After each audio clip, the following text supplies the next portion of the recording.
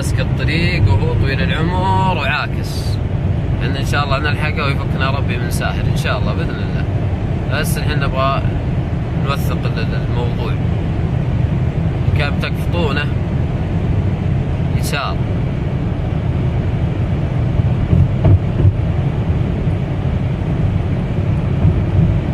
شوفوا اللي ربط فرامل اليسار، تشوفونه، شوفوا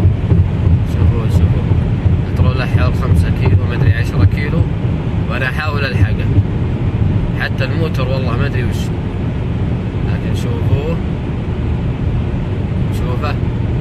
ماسك الكتف.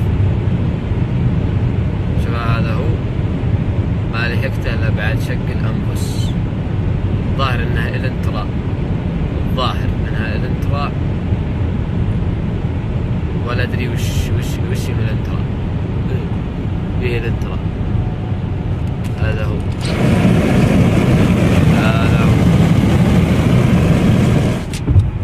الحبيب عاكس طريق الرياض، مقلع جاي طلقه، حسبنا الله عليه ونعم الوكيل. وهذيك نقطة تفتيش والعلم بيجي هذا الحين. يلا